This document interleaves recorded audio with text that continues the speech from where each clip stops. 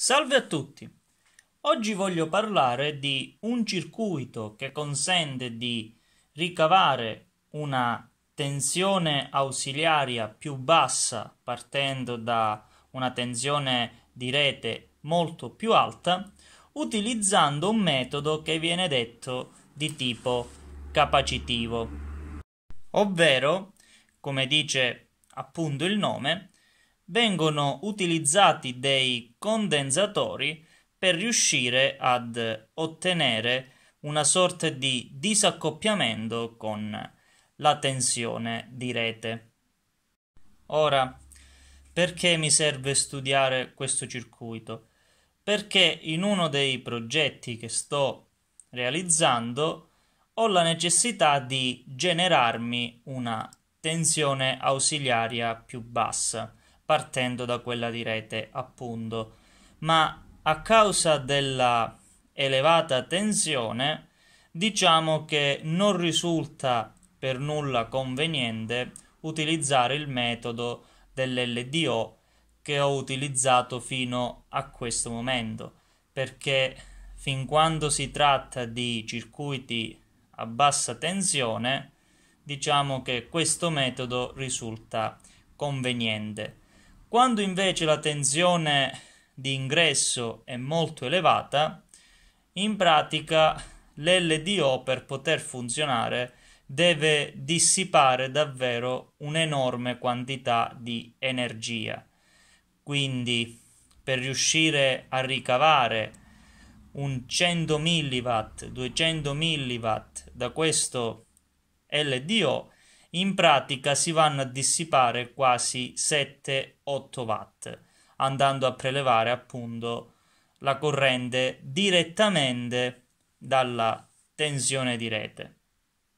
Quindi, in generale, quello che si fa quando si ci trova di fronte a questo problema è quello di utilizzare un convertitore AC/DC fatto apposta per andarsi a generare queste tensioni.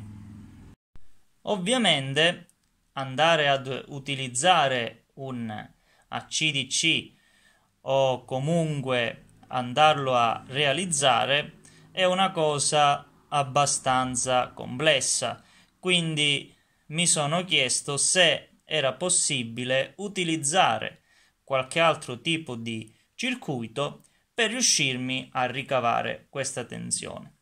E quindi, dulcis in fundo, siamo arrivati appunto all'analisi di questo circuito di tipo capacitivo. Quindi, com'è che funziona questo circuito? Come si può vedere, si compone banalmente di pochissimi elementi, quindi qui riconosciamo il ponte intero di raddrizzazione e qui il condensatore di livellamento. L'unica differenza è che fra la rete e il ponte vi è la presenza di questo condensatore, che in termini teorici svolge la funzione di impedenza capacitiva, quindi non passerà tutta la corrente che dovrebbe passare in teoria, ma viene fortemente limitata dalla presenza di questa impedenza.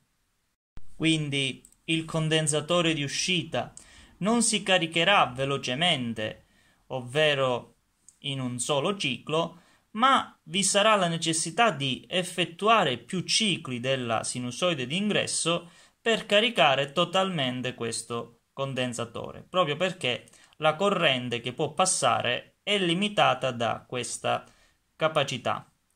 Ovviamente, in teoria, la tensione ai capi di questo condensatore, dopo un grande intervallo di tempo, dovrà essere uguale a quella che è la tensione di rete raddrizzata. Per questo motivo sono andato a inserire questo transistor con questo diodo Zener che punta verso la base del transistor in modo da limitare la tensione ai capi del condensatore a 12 volt. che poi sarà in effetti la tensione ausiliaria di cui avrò bisogno.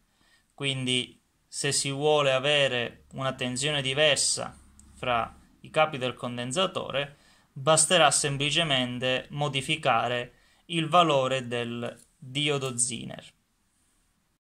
Ora, parlando dei vantaggi e degli svantaggi di questo circuito, abbiamo che come vantaggio risulta facilmente realizzabile su una schedina, proprio perché, come abbiamo appena detto, ci sono davvero pochi componenti su scheda, mentre ci sono moltissimi svantaggi.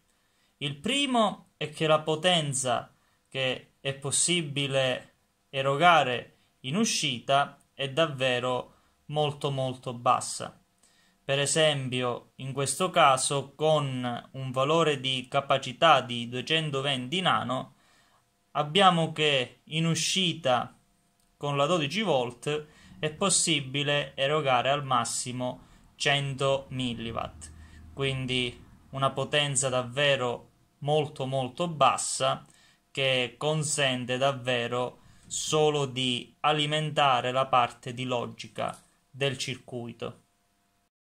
Il secondo svantaggio è che l'alimentazione di uscita non è isolata dalla rete. Infatti, come si può vedere qui su questo ramo vi è un condensatore di disaccoppiamento, mentre su quest'altro no, quindi siamo con una fase connessi alla rete.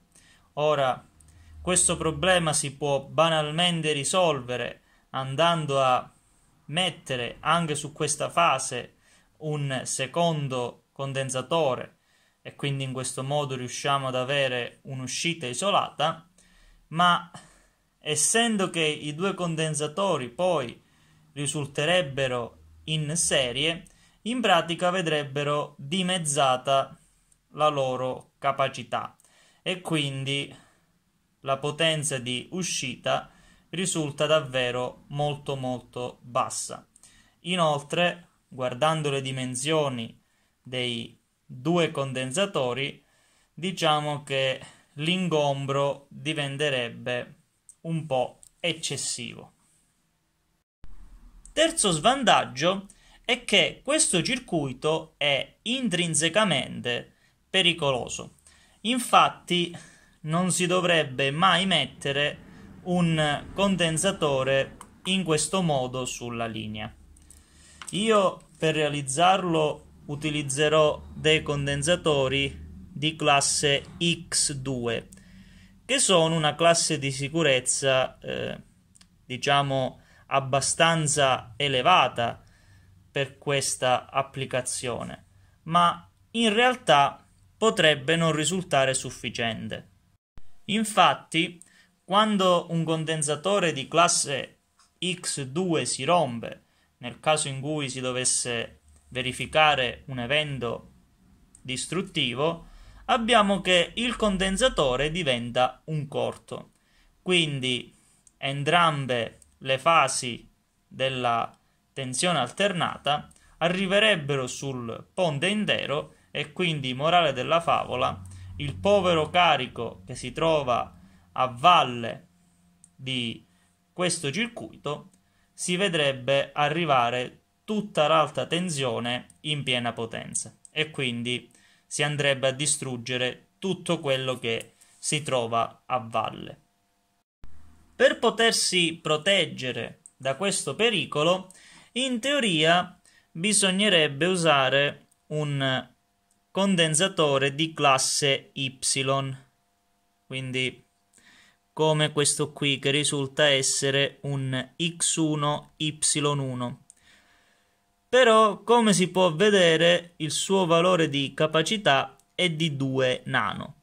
Quindi il loro difetto è che hanno grandi dimensioni ma poca capacità e quindi le dimensioni di questo condensatore diventerebbero proibitive.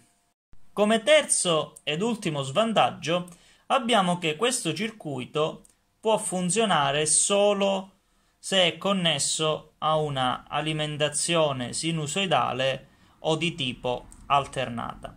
Infatti, se fosse un'alimentazione costante, quindi magari presa dopo il ponte di raddrizzazione di una scheda, quello che succede è che, non essendoci variazione di tensione ai capi del condensatore, non c'è neanche passaggio di corrente e quindi non può avvenire questo effetto di tipo capacitivo. Ora, per verificare che in effetti il circuito funziona, lo andrò a realizzare su una breadboard e poi tramite il variac in ingresso lo andrò ad alimentare. Quindi posizionerò un voltometro sui capi di questo condensatore e un amperometro in serie a questi nodi, in modo da poter anche calcolare la potenza che riesce a trasferire questo circuito. Quindi farò sia una prova dove sarà montata solo una capacità su una fase dell'alimentazione e poi farò anche una prova montando tutte e due le capacità sulle due fasi, in modo da testare anche il circuito nella versione isolata. Ovviamente in questo caso mi aspetto anche un forte calo della potenza in uscita.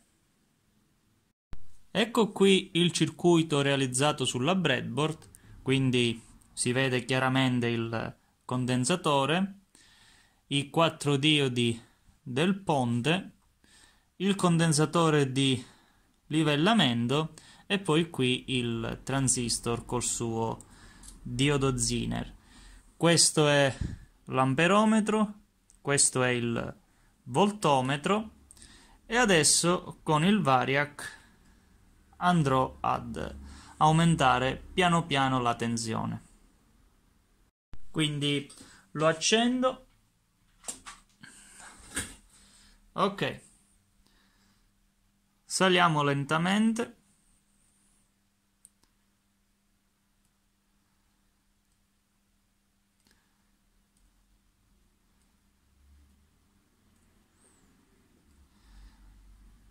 Ovviamente la scala dell'amperometro è in milliampere, quindi in questo momento abbiamo 5 milliampere. Continua a salire fino a 220 volt.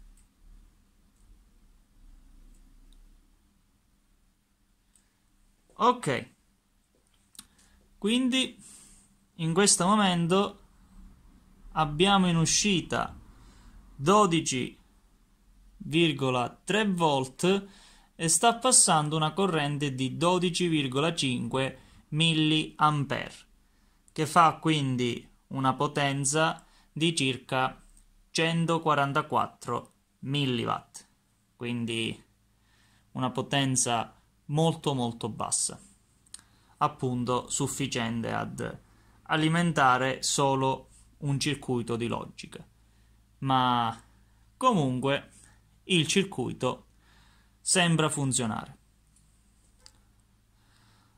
Ora provo a connettere anche il secondo condensatore.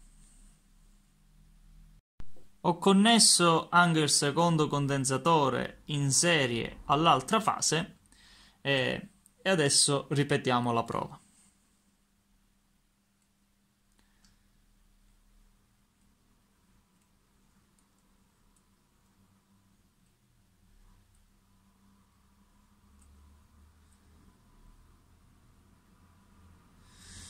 Ok, siamo a 220 volt. Come si può vedere abbiamo la stessa tensione di prima, ma questa volta la corrente è dimezzata, proprio perché, essendo questi due condensatori uguali, abbiamo che in questo momento la capacità è divisa per 2 e quindi anche la corrente viene divisa proporzionalmente per 2. Quindi in questo momento stiamo erogando una potenza intorno ai 70 mW, quindi la metà di quella di prima. Molto bene. Quindi in linea teorica e anche in linea pratica questo circuito sembra funzionare. Molto bene. Quindi, come abbiamo potuto vedere, il circuito funziona perfettamente e quindi risulterà davvero molto utile per andarmi a generare appunto quelle tensioni ausiliari di cui ho bisogno. Molto bene. Per questo video quindi è tutto. Alla prossima!